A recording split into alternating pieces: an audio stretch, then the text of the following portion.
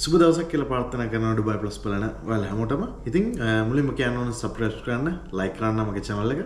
ඉතින් අද මම කතා කරන්න යන මාතෘකාව මොකද්ද මේ ඩුබයි වල තියෙන 2 year freelance visa එක කියන්නේ. එහෙම නැත්නම් 2 year own visa එක කියන්නේ මොකක්ද කියලා. අපි බලමු 2 year freelance visa එක ගැන මේ වීඩියෝ එකේ.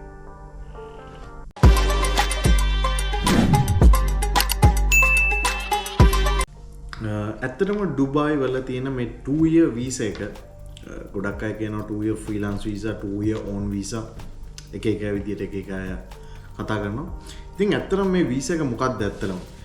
ඇත්තටම මේ 2 year freelance visa එකක් කියන්නේ සාමාන්‍යයෙන් ආයතනයක ඔයාලට වැඩ කරන්න මෙහෙට ආවට පස්සේ ඩුබයි වලට ඔයාලට දෙනවා අවුරුදු දෙකක visa එකක්, company visa එකක්.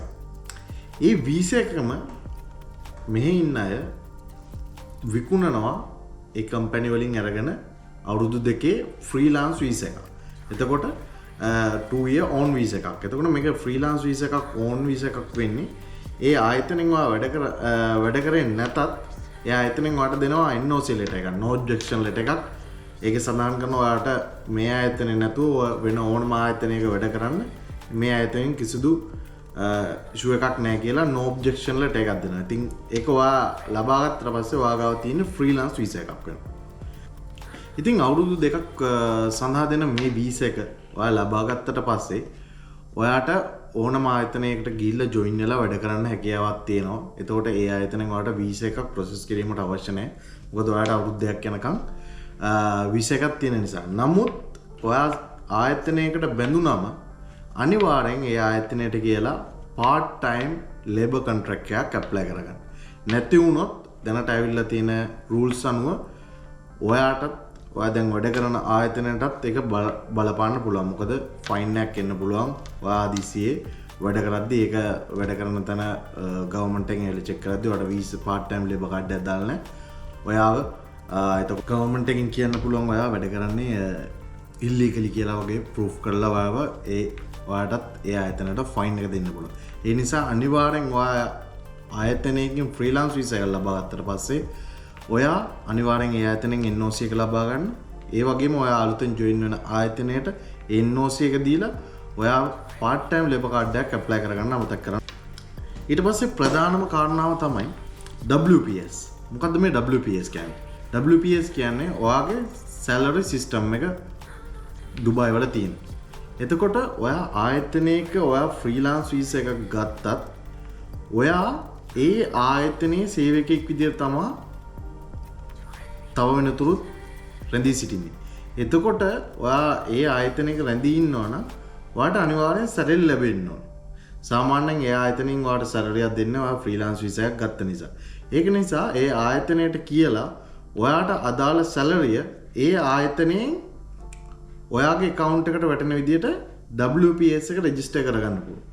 ඒ register කරගන්නේ ඩුබයි වල තියෙන exchange තියෙනවා. මේ exchange එක හරහා ඔයාට ඒ ආයතනයට ඔයා වෙනුවෙන් register කරලා දෙන්න පුළුවන් WPS එක salary එක. ඒතකොට හැම මාසෙම ඔයා exchange එකට ගිහිල්ලා ඒ exchange එක through ඔයාගේ salary එක ඔයාගේ bank account එකට deposit කරගන්න. ඒක අනිවාර්යෙන් කරගන්න ඕන දෙයක්. මොකද හේතුව ඒක හරියට කරගත්තේ නැත්නම් ඒ ආයතනයේ license එක block වෙන්න පුළුවන්. ඒ ආයතනයේ ලයිසන් එක බ්ලොක් වෙනවා කියන්නේ ඔයාට වෙන ආයතනයක රැකියාවට ගියාට පස්සේ part time labor card එක apply කරද්දී එතන ගැටලුවක් වෙනවා.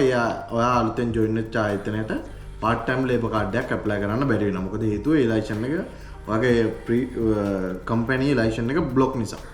ඒ නිසා ඔයා අනිවාර්යෙන් ගිහිල්ලා company එක වැඩ කරනවා නම් ඔයා අනිවාර්යෙන් WPS එක රන් කරගන්න. නැති වුණොත් ඔයාගේ ලයිසන් එක බ්ලොක් වීමකට ලක් වෙනවා. එතකොට මේ ෆ්‍රීලාන්ස් වීසා මම කලින් කිව්වා ලබා දෙනවා මෙහි තියෙන ආයතනයක් යටතේ. මෙහි තියෙන ආයතන කොටස් දෙකකට මට කඩලා කියන්න පුළුවන්. එකක් ෆ්‍රීලාන්ස් විකුණන ආයතන තියෙන කම්පැනි රෙජිස්ටර් කරනවා, ආයතන රෙජිස්ටර් කරනවා. Free zone. ඒ කියන්නේ මෙහි තියෙන ෆ්‍රී සෝන් කම්පැනි වල රෙජිස්ටර් කරනවා. එතකොට මේන්ලෑන්ඩ් කම්පැනි වල රෙජිස්ටර් කරනවා. ඒ දෙකෙන් රෙජිස්ටර් කරලා තමයි මේ වීසා එක ඒ ආයතන ප්‍රොවයිඩ් කරන්නේ ඔයාලා වෙනුවෙන්. එතකොට ගොඩක් දුරට මේ ෆ්‍රී සෝන් වීසා කියන එක ඔයා ගන්න යන්න එපා. ඒ ෆ්‍රී සෝන් වීසා එකේ ලේබල් එකක් නැහැ. ඒකේ ඉමිග්‍රේෂන් එක හරහා තමයි එන්නේ. මොකද හේතුව ඒ ෆ්‍රී සෝන් කියන ආයතනවල හදිස්සියාර ඒ කම්පැනි දාපු කෙනා වඩ වීස එක ප්‍රොවයිඩ් කරලා ඒ කම්පැනි අතහැරල් දාලා ගියොත් වගේ වීස එක කැන්සල් කරගන්න ඉතාමත් අපහසුයි. ඒකට නඩු පවා කියලා තමයි ඔයාට අයින් කරගන්න වෙන්නේ. නමුත් ඔයා මේන්ලෑන්ඩ් වල කියන්නේ ඩුබායි මේන්ලෑන්ඩ් වල ආයතනයකින් වීසා එකක් නම් අරන් තියෙන්නේ. ඔයාට කිසි ගැටලුවක් නැහැ. ලේබර් එකට කම්ප්ලේන් කරලා ඔයාගේ වීසා එක කැන්සලේෂන් කරගන්න පුළුවන්. එතකොට මේ මේන්ලෑන්ඩ් තියෙන ආයතනත් මට කොටස් දෙකකට කඩලා දෙන්න පුළුවන්. LLC කම්පැනි සහ ප්‍රොෆෙෂනල් ලයිසන් වලින් ජෙනරේට් වෙන ලයිසන්ස්. එතකොට මේ ප්‍රොෆෙෂනල් ලයිසන් වලින් එන වීසා වලට මේ ලෝකල් කෙනෙක් ස්පොන්සර් කරන්න ඕන. මේ ලෝකල් කෙනෙක් ස්පොන්සර් කරාට පස්සේ තමයි මේ ලයිසන් එක ඕපන් වෙන්නේ. එතකොට ඒ ලයිසන් එකේ තියෙන කෝටා ටික ප්‍රොවයිඩ් කරනවා. ඒ ලයිසන් එකේ කොස්ට් එකෙන් පොඩි ප්‍රමාණයක් අඩුයි. නමුත් LLC ලයිසන් එකක් තියෙනවනේ. LLC ලයිසන් එක මිලෙන් අධිකයි. නමුත් මම රෙකමන්ඩඩ් කරන්නේ ඔයා වීසා එකක් ගන්නවා නම් ඔයා ගන්න කම්පැනිය LLC කම්පැනියක්ද කියලා පොඩ්ඩක් බලන්න. මොකද හේතුව LLC කම්පැනියකින් ඔයා වීසා එකක් ගත්තොත් ඔයාට පොඩි වාසි ප්‍රමාණයක් තියෙනවා. ඔයා සාමාන්‍ය ඩිරම් 5000කට වැඩි මේ මේන්ටේන් කරන් යනවා නම් සැලරි එක ඔයාට ලෝන් එකක් ක්‍රෙඩිට් කාඩ් එකක් වගේ ඇප්ලයි කරන්න පුළුවන්. ලෝන් සහ ක්‍රෙඩිට් කාඩ් සම්බන්ධයෙන් මේ වීසා එකකින් ගත්තට පස්සේ කොහොමද ඇප්ලයි කරන්න කාරණා මම වෙනම වීඩියෝ එකකින් ඔයාලට පැහැදිලි කරන්නම්. ඒ නිසා ඔයාලා වීසා එකක් ගන්නවා නම් අනිවාර්යෙන් බලන්න LLC කම්පැනියෙන් ගන්න. මිලියන් පොඩ්ඩක් වැඩි. නමුත් ඒක ඔයාට ආරක්ෂිතයි සහ ඔයාගේ වීසා එක ආරක්ෂිතයි සහ ඔයාට ෆැසිලිටිස් ගොඩක්කට යන්න පුළුවන් මේ වීසා එක ගත්තොත්. එතකොට මේ 2 year වීසා එක සම්බන්ධයෙන් ඉතා විශාල කරුණු දක්වන්න අවශ්‍ය නැහැ. මොකද සාමාන්‍ය කෙනෙක්ට උනත් ඔයා වීසා එකක් ගද්දී මොකද්ද මේ වීසා එක කියන දේ මේ පොඩි වීඩියෝ එකකින් උනත් බලලා ඔයාට තේරුම් ගන්න පුළුවන්. මම රෙකමන්ඩ් කරන දෙයක් තමයි ඔයා ඩුබායි වලින් වීසා එකක් ගන්නවා නම් 2 years වීසා එකක් ඔයා අනිවාර්යෙන් LLC ලයිසන් එකක් යටතේ වීසා එකක් නම් ලයිසන් එකකින් නම් ඔයා ගන්න වීසා එකක් ඔයාට ඉතාමත් වටිනවා. ඒක අනාගතයේදී ඔයාට ලෝන් එකක් ක්‍රෙඩිට් කාඩ් එකකටත් යන්න. නමුත් මිලියන් පොඩ්ඩක් ඒක වැඩි. කියන්නේ සාමාන්‍යයෙන් normally තියෙන රේට් එකට වඩා පොඩි ප්‍රමාණයක් වැඩි. පොඩි ප්‍රමාණයක් වැඩි වුණත් හොඳම දේ ඔයා LLC ලයිසන් එකකින් වීසා එක ලබා ගන්න එක.